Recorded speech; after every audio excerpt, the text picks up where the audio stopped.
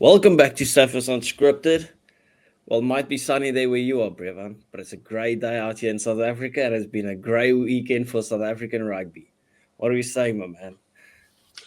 Yeah, uh, yeah.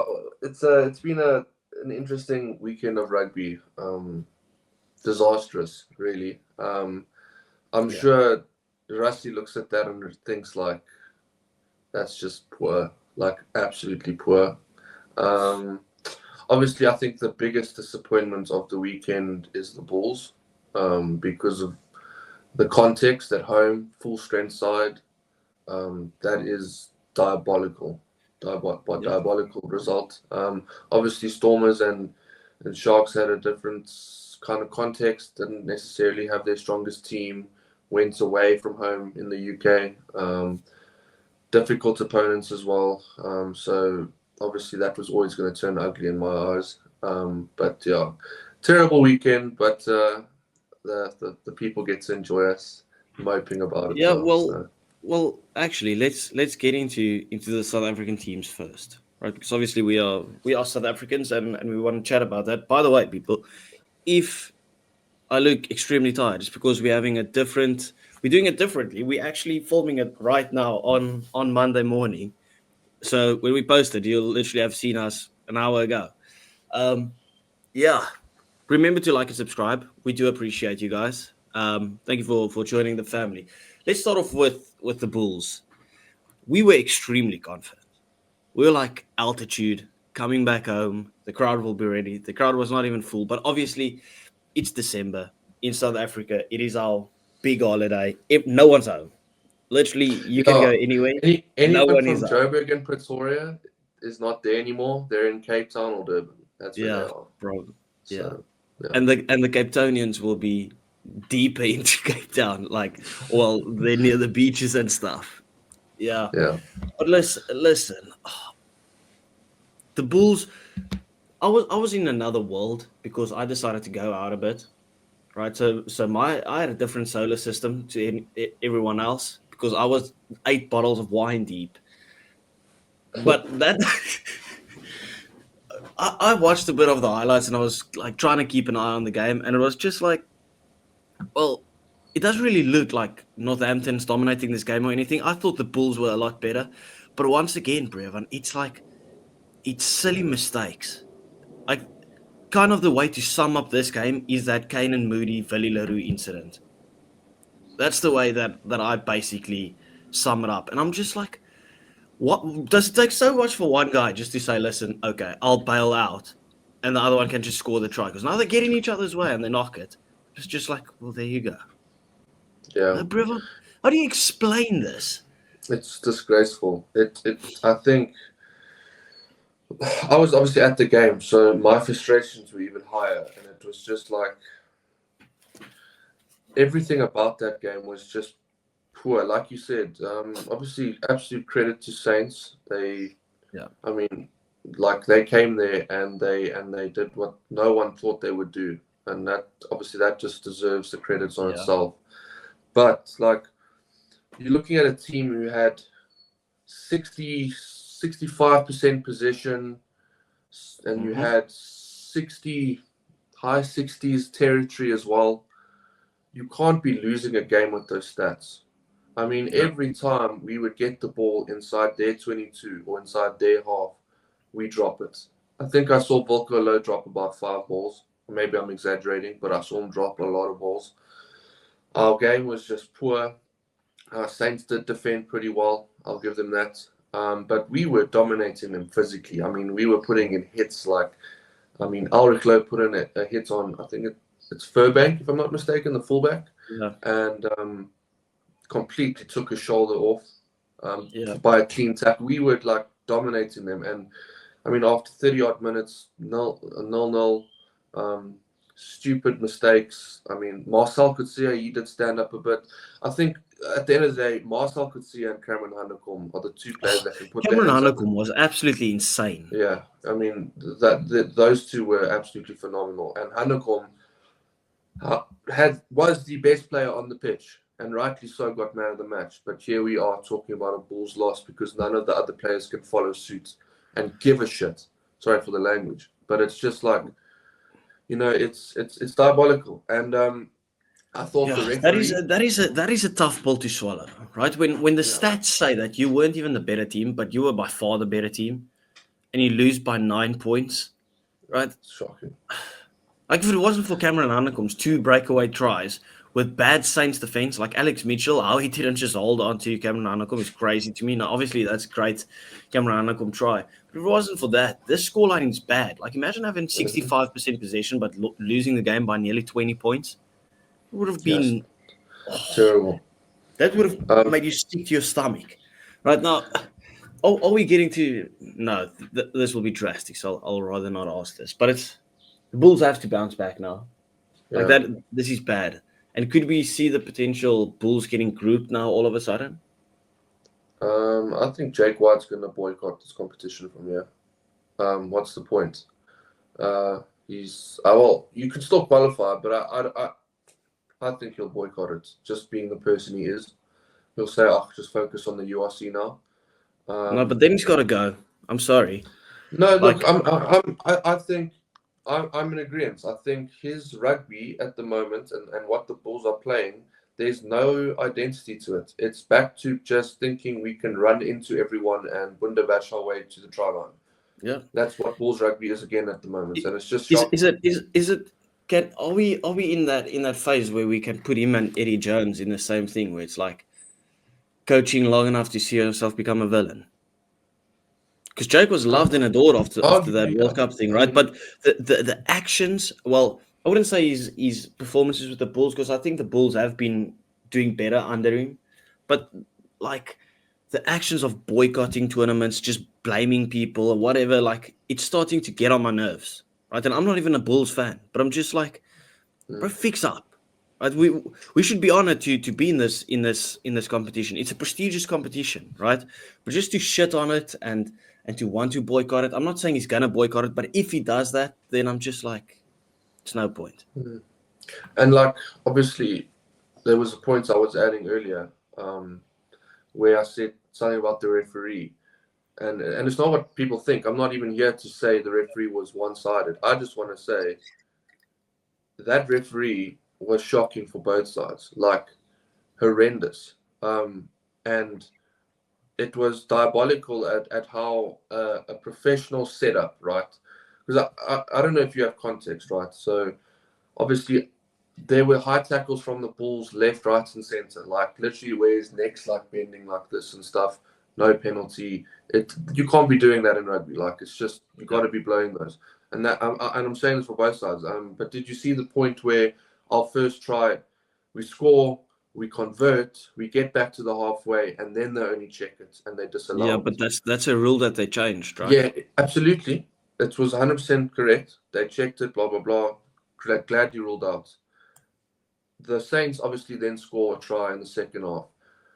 The replay shows that I don't know if it was shown on TV. I don't know if it corresponds with the screen on the big screen. But the Saints guy, he scores, they convert, but then they showed the replay and he's knocked the ball on. I can't remember which player scored. And the referee, Ulrich Lowe, goes to him and says, "Listen, are you going to check that?" He said, and I literally watched this guy on the field go, "No, I'm not checking that." When he's blatantly dropped the ball. And it's whether he scores it or not, it was definitely worth checking. And I think anyone can say that. It's just like the TMO had an absolute nightmare. The ref just lost his head for both teams. Didn't know what he was calling. So we keep asking for it, but it's never going to change. It's just a point to raise up where if Bulls fans want to blame the ref, you got to look at it both ways because you can't be doing that when Yeah. he was making the exact same terrible calls for Saints. Yeah, well, It's just to tell the people as well, this is not a South African blaming the ref, right? Because I'm on a WhatsApp group for Casual Buzz Rugby because I obviously run the fan forum there with people from England, Ireland, Scotland, whatever, right? Even them, they were like, "What is this ref on?" They didn't necessarily say that he was playing against it because I wasn't watching the game that much, but they were like, "This ref is having an absolutely crazy one." we had a stinker. Yeah, It was but bad. But that's like at the end of the day, I just like the point is don't go and blame the ref for our loss because he was terrible both ways. And second of all, Jake White needs to be looked at the most. The players need to be looked at because that was diabolical. And then to make it even worse, I'm sitting there and the Bulls fans, right? I don't know if you saw this, genuinely start talking like smack talk to the Saints players on the bench. Yeah. And there's Augustus, Henry Pollock, absolutely laughing their heads off, and we look like a bunch of clowns because we 9 points down with a minute to go. These oaks are chirping professional rugby players, and these guys just turn around and laugh at you, and it's like you just like embarrassing the fan base. It's like, what do we? I know we have a lot of passion for what we do and what we support and stuff, but like we looked like such. It looked terrible. Like, I don't know. I was like wanted to hide. It was just horrible. But yeah, credit to Saints. I think they defended really well, and when it mattered, they struck. You know, they found that place where they could strike, and they stroke, and they finished well.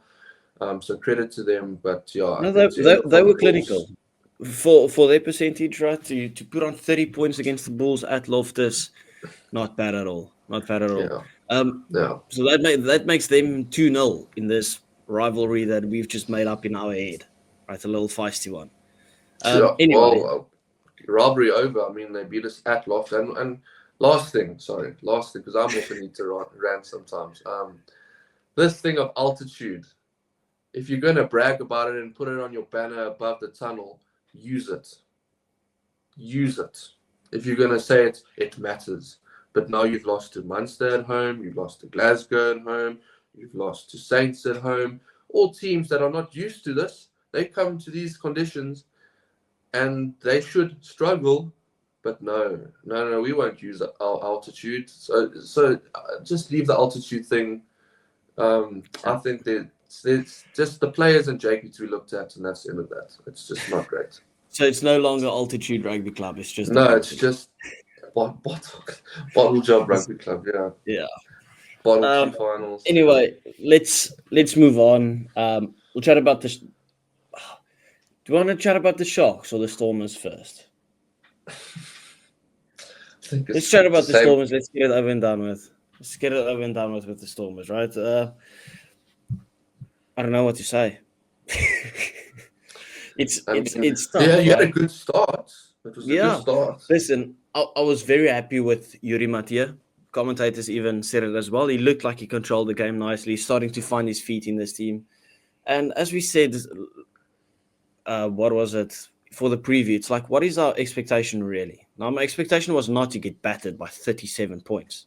Okay, I thought these guys will come out firing a bit more, and they did come out firing, but then after that, it just mistakes crept in. We made Alex Dombrand look like prime Jerry Collins or King Kieran Reid. Harlequins, obviously, well done to them. But once again, it's just the mistakes. It is crazy. Alex Dombrand gets the ball, doesn't do anything. Willie Engelbrecht just misses the tackle. Just slips off the tackle like it's absolutely nothing. Dombrand goes in under the sticks.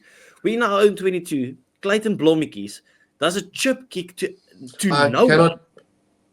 I cannot believe I saw his name on the team sheet, right? That's the first time I've seen him play for the Stormers in a long time. I thought that story was because you guys obviously used to say like, can Blommetjies please get out of this team? And this was 2 years ago maybe when he came in. Here he is again in a Champions Cup fixture for the Stormers. That's a problem. That's a real problem. Chip kick over the top to no one. Literally just to Tyron Green. Literally just kicked him the ball 10 meters. He passes it to Marcus Smith, who has all the room in the world, because obviously our defenders aren't on the other side of the field because we were on attack, right?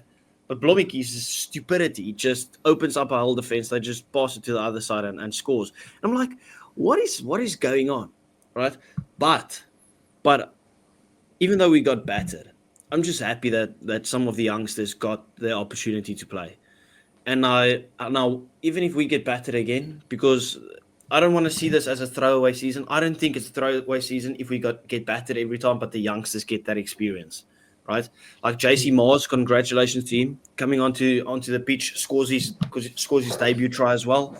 I want to see more of a Divan Fuller.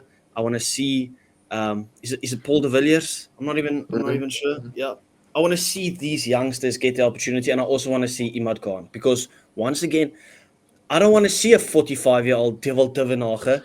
And thank you, Stefan Ungerer, once again, bro. Like seriously, I don't hate Ungerer, but come on, like fair enough. He didn't get, no favors were done in that pass to him behind the scrum. But it wasn't like he had to pick it up from his toes. He dropped it from here on his shoulder. Okay, so he had bounced, but he should have taken that. And he cracked under the pressure, and then they scored from that. And that was the total momentum switcher. And then they just absolutely smashed us. Yeah. And then again, I mean, we bring this up to obviously it's good to have that Springbok player back in the team with Salman Murat being there. But again, the guy runs into a player and gets driven 5 meters back every single time. You So cannot JD Schikkerling and Ruben van Heerden, they've been good. They've been our only good players. Yeah, Like, the thing is, someone like, can you chill on the can't. bench. You're a four-lock, right? To put into perspective, those are your Eben Etzebets, Maru Tojis, I mean, who else? Joe Tupolatu, McCarthy. your hard-carrying physical locks that just gain you yards, hard work, there to be in people's faces, there to be aggressive, there to like unsettle people. And there's Murat being one of the kindest oaks in the world, which is absolutely fine. But you're not transferring, like you need to hit that switch when you go onto a rugby field. And he's literally just getting dominated in every single physical aspects of the game. And I'm just like, it's just not good enough. Like it's for a four-lock, that is not good enough. And he was your captain as well, correct? Yeah, he's the captain of the team now because Dion Fourie isn't there. When your captain is getting driven back, I immediately think flip. Like, oh no, this is not good.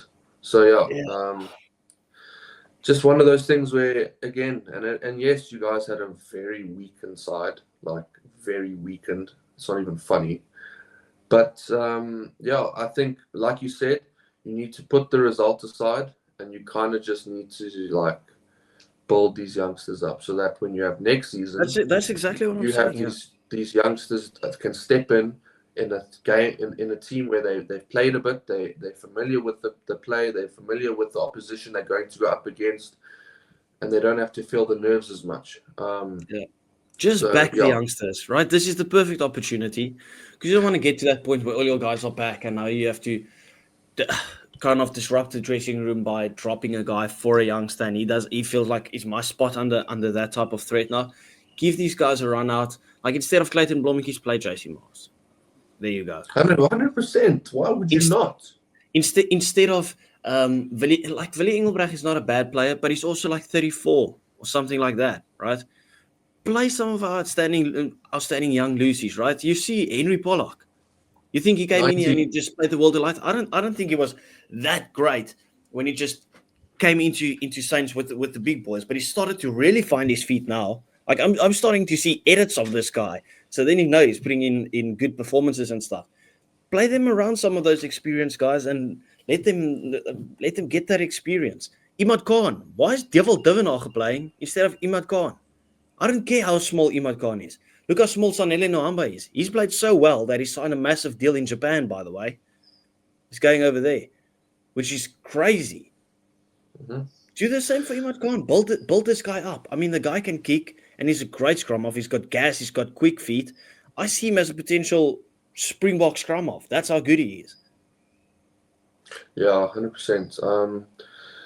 I think on the bright side, I did see something saying that I think 4 players will be back for you guys by the end of December. I think it was Malherbe. They better be because I'm going to the Lions game and I'm going to the Bulls game.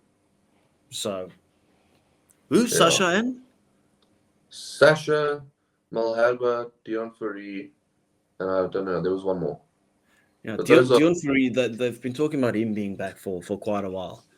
well, But I'm now I'm sure like, he's nearly okay, there. well, I don't think play he's the older nearly there. guys, but now I'm calling for Dion Fury to be No, back. but there's a difference because Dion Fury can add something.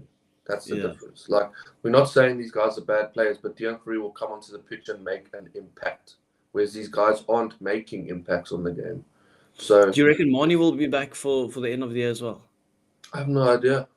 If there's I nothing wrong don't. with his face and it's just a smash, Then yeah, then I reckon maybe Lions, Sharks game, one of the two. probably not Lions. Lions is this weekend. I think he might just chill for a bit more because that was a massive hit, right? That feels like Was it should be a broken face. I mean, subconsciously, you might think I should be having a broken face. I might have to be out for a little bit more. But in saying that, I'm not saying I don't want money back. I'm just saying that Yuri Matia really impressed me.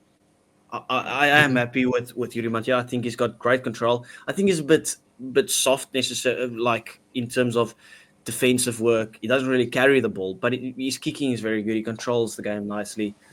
yeah. My preference would be to have some of our names back in the forwards. We need our forwards back.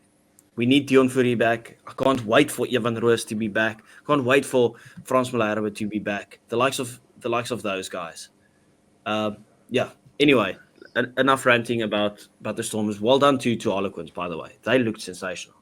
Like this could have been a weaker team, but they still had to do the job. They still had to get the job done. We had a good start, and to break that momentum completely and blow us out of the water. I mean, we got a consolation try at the end. Right, we should have only ended on 9 points, and the scoreline was fair. It was just clinical, and they smoked us. And the same with the Sharks, Leinster. Not Leinster, Leicester Tigers. And you How good called were it. they? You said, "Here comes a 100 past the class," and didn't Yeah. even man of the match. Eh? How good were they? They Yeah, just flipped the switch, and Michael Cheika pulled out an absolute gem of a performance, and they beat the Sharks down. Like they absolutely beat them down in all aspects. yeah. Like, yo, um, I always thought it was going to happen. Like, Leicester Tigers are, regardless of their form or whatever, they are a major European, rugby team. Very well known, very prestigious, and yeah, I mean, I never had one doubt they were going to lose that game. Um, and obviously, the Sharks sent over because obviously they have the Bulls in Durban this coming weekend. So obviously they opted to rather leave their players behind, or their Springboks. With that team selection, it was always bound to happen. And yeah, it's another one where it's like our depth is a problem. I really do think because yes, we've sent over some weaker sides, but to lose by what? You guys 37. What were the Sharks? Pretty much the same. 39. 30, I mean, to lose by 39. And bearing in mind, the Sharks still had Jaden Hendrickson. If I'm correct, they still No, had they still had a very strong team. that Even if it's Chichuka, not Jordan Springboks, they had Hendrickson, potential Springboks there. Siamasuku. Yeah, so yeah, no, they had players Let me that have check. been on the fringes. Yeah, Um, no. There's no excuses for so that the Sharks' depth is performance. absolutely disgraceful if you're losing by that much. Yeah, Yeah, I think franchises need to seriously say, like, kind of look at what Leinster, for example, are doing, where their depth is so good that, like, they can bring in a whole new team, and it's like, it's okay. We know this. We know the structure. We know the Trevor, systems. this team is insanely strong. They still had Mchunu. They still had Trevor Nyakane. Yeah, They still had Jason Jenkins, who's been yeah, class, right? yeah. They still had Pepsi Buthelezi, who's a Springbok. Yep. Manu Yeah, Chichuka, who people have one been cap, but raving about. Jaden Hendricks, Sia Masuku. Franco Fente is class. Ethan Hooker was still there. And Jordan Hendricks. Like, that is still a strong yeah, team. it's poor. It's really poor because, like we said, all of those players there, except for Jaden, who's actually part of the main squad of the Springboks. Majority of those players there have been on the fringes. They've either got one cap against Portugal or something, and they're on the fringes of being selected and stuff. It's shocking. It really is shocking. So I think South African teams as a whole just need to, except for the Lions, good for them. Obviously, we're not talking about the Challenge Cup, but they did win in the Challenge Cup. But yeah, I think though we need to look at ourselves and seriously say like we're embarrassing ourselves essentially. And yes, we can all say, oh, but we're the world champions. That's all fair and well, but this isn't international rugby. This is franchise rugby, and you play more of this rugby than you do international rugby. So you still need to kind of put in a showing. And I understand it's a hard, long graft for the Springboks, but when you come to these battle franchises, please, can we learn to like give a shit? Can we learn to realize that we're still representing a badger? You know, we're not just here to earn a paycheck. Like, I looked at those Saints guys, and they like it meant something to them. They were like continuously on their feet, cheering their players on. Like you could see they were playing for something. Yeah. And it just looks like the South African teams are just playing because we have this is our job. This is our job, you know. And I'm sure it's I'm not saying all players. I know there's many players that really do care, but there's a lot of players that are just going through the motions. And it's like, if you want to be better and make your team better, you're gonna have to start developing yourself to be better. But yeah, enough of that, right? Basically comes down to it. It's a sad weekend for the South African rugby teams. Like, yeah, it's never great to see that. Whether you've got to rotate a team or not, it's never great when you lose by 37, 39 points. Obviously, the Stormers, it is really tough for our boys out there. I mean, when you are not, it's like we are playing a weaker side, even than Jake White did against Northampton Saints last season, and we are forced to do it. Like, that literally feels like the strongest team that we can put out at the moment, because you're sitting with 15 injuries, like your whole team's nearly injured. You have nowhere to go. That's the only thing, and now you have to rotate those guys as well between the URC and the Champions Cup. It's tough, right? It is just tough out there. That's what I'm just saying. Put out your 100%. Let's go to the rest of the games, and we'll just kind of. I don't know about you. How many of these did you properly watch? I watched obviously Bulls. I watched Stormers. Look, it's a difficult weekend to watch. I watched Munster. Okay. Obviously, Munster not winning. I watched the Friday games like properly, and Sale put out a blinder of a performance. Sale were good. Yeah. Like Racing, they had a lot of dominance. They had a lot of the ball in the 22 of Racing at the start, especially in that first half. But then Sale just took over. And once again, we spoke about it at the AJ Bell. I wouldn't even say it's just home ground advantage, but they play so nicely at home. And they were just clinical in the end and kind of just blew Racing out of the water. They played some really good rugby. They have to come visit Cape Town in start of Jan. Just well done. Just absolutely smashing them. And that's not a terrible Racing team. You look at that. There's talent in it. Absolutely. But yeah, I think I'm glad I changed my mind like mid-podcast last on a predictions video where I was like, actually let me back them. Because they showed why they should have been backed in the first place. Great performance. And obviously credit to them, because I think it was between those two where we were debating who would fall out, if I'm correct. Yeah, well, we both agreed that the Stormers are going through. Did I? No, maybe you didn't. I don't know. Fourth, maybe sneaking in. Said, but it's a good. Obviously, that's a big win for Sale, because if those are the two like third or fourth place teams where it's like where we finish, because you also don't want to finish necessarily fourth, because then you'll end up playing someone like bloody Toulouse or something in the round of 16 or something, and then you toast, like you're not winning that one. But yeah, so credit to Sale. And yeah, you did call it. You did say they would beat Racing, and I was still a bit hesitant. So good win. Same with Cast. I said don't be surprised if I switch my prediction. I switched my prediction, and I said Cast. I said Cast will do it on the SUPERBRU prediction.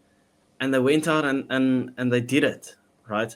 Very close game, very, very close game between Munster and Cost, but Munster looked like a shell of themselves from last weekend.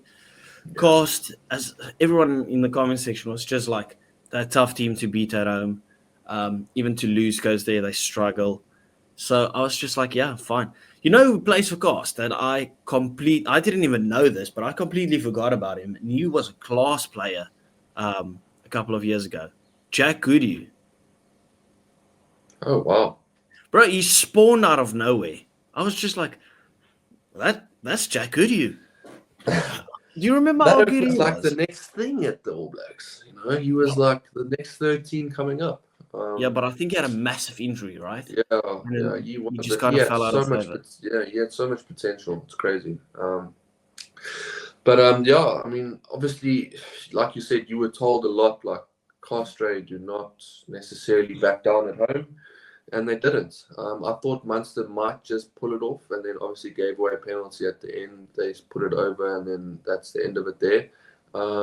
But yeah, it's a great win because ultimately Munster are semi-finalists in the URC. They won it the year before that. Obviously they lost Achis Neyman, but they still have Peter O'Mahony, John Klein. obviously John Klein, etc. So they have some decent players there. Craig Casey as well. Jack Riley, come on. Yeah. So yeah, it's shocking. Another inconsistent performance from Munster, I think. But yeah, like people give them credit. It is a tough place to go, apparently. So I think URC, what are we doing, guys? Like, Well, no, wait. You just be okay except for because there was a massive upset later I on. know. Oh So my goodness. next up we had Ulster Bordeaux, right? And I was watching this game. That was You know, close for a while. And then it was yeah, and I was looking at the group chat. I was like, well, Ulster looks like they're gonna get it done, and it's rinse and repeat of last weekend. Bordeaux comes out at the second half. Well, at the end of the second half, I mean, literally about 65, 68 minutes, they finally take the lead, and then they score about 3 more tries. It's just like bang, bang, bang. Yeah. Like it's absolutely nothing, and that's just the sign of a class team where it's like they're struggling, and then when they see it's close, they just click on, get their bonus point, get the points difference as well, and just fly. Yeah. So we didn't expect Ulster to win this game at all, but No, we I didn't thought they'd expect. Sorry. No, so I was like, I didn't expect them to make it close. I expected them to get hammered. And I know, like, the scoreline shows, okay, they got hammered. But in reality, Ulster were winning that game at a stage, 19-14. So, yeah, Ulster genuinely could have pulled something off there. I just felt like they switched off. And, yeah, and then when the floodgates open, they open. So I think Ulster just need to look at that performance and then say, like, if we can kind of replicate what we did for the first 50 to 60 minutes against a very good Bordeaux team, you can set yourself up well. But obviously, you can't afford to do what the Bulls do and switch off in the last 20. No, not against a team with that type of quality. And they are extremely, extremely clinical. So, Leinster Clermont, I actually said that Leinster will run away with it at the end. They didn't. Clermont stuck in there. They stayed in the game 15-7. I don't know.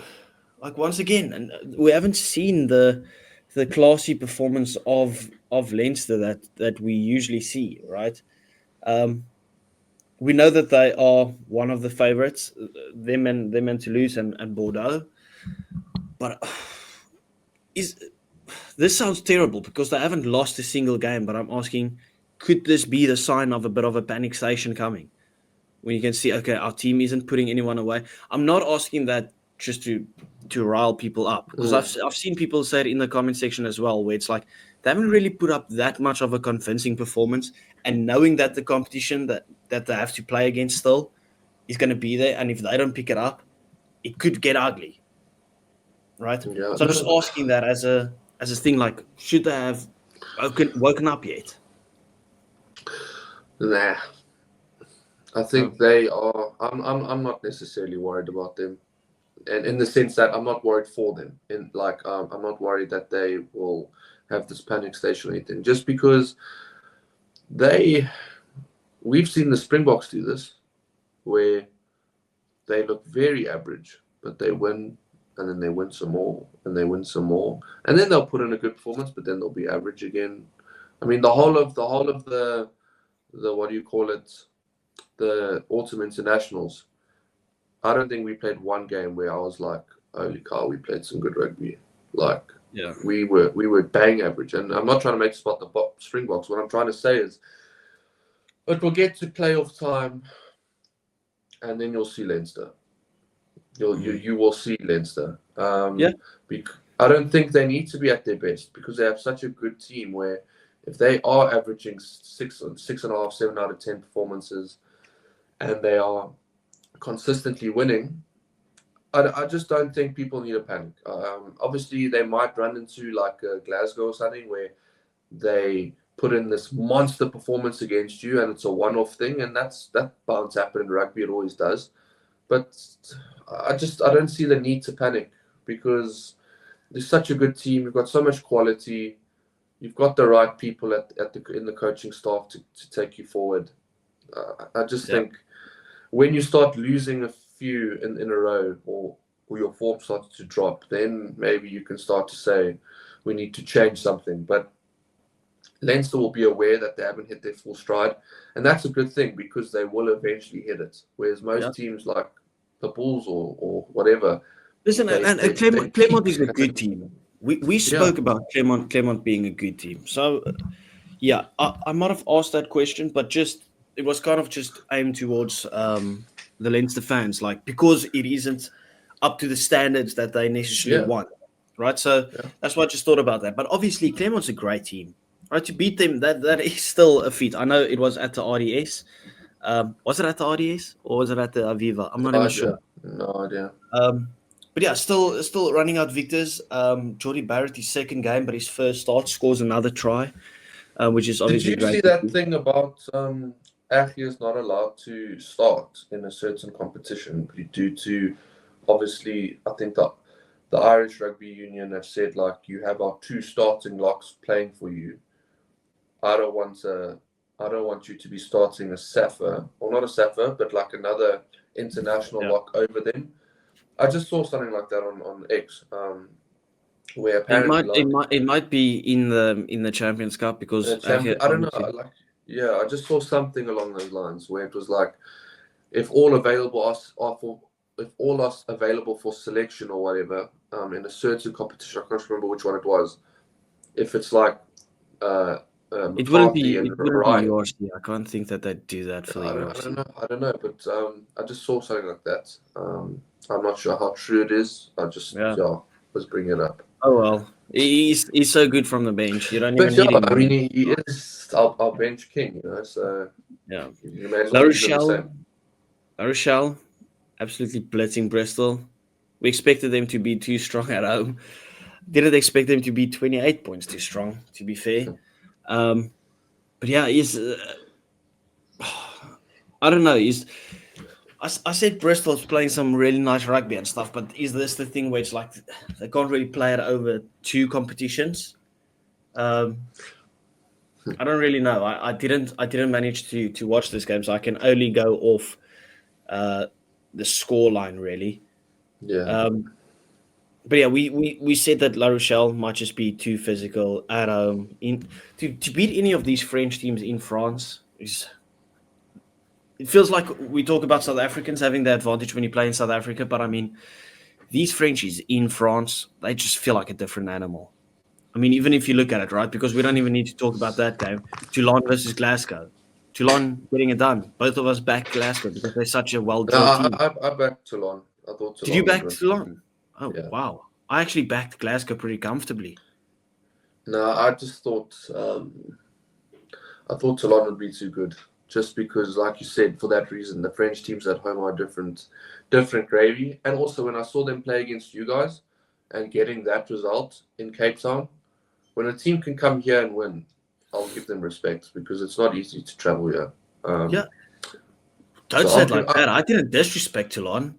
no, I That's know, absolutely. I mean, you look at Glasgow, URC champions, doing very well again this season. You would suspect that they would get it done, or yeah, some people would, and that's fair. I just thought like the player quality in that Toulon side, I just thought like I don't know. I'll give them the edge in France. I think yeah. if it's in Glasgow, maybe it's a different story. I think it's closer as well. But yeah, we'll see. Yeah. Yeah, fair enough. Uh, one French team lost at home. Stade Francais getting beat by Saracens. Did you see I that? said by 12 points. It ended up with what was that? 11, which is not bad. But I just want to go ahead and say Benetton versus Bath. I thought Bath might just spank Benetton, right? Because That was the Benetton biggest hasn't upset for me. That's the biggest upset for 22 me. points to 21. Massive victory. Massive one. Yeah. And that It's like shoots Bath's chances down for that Championship Cup. yeah, And because we they've said lost they two in a might be the row. top. Yeah. Rough. Yeah, because That's they're not rough. playing Bristol. They still have to. Who does Bath still have to play? Um, Who are well, who's they? in their group? They still have Um, to play Clermont and Leinster.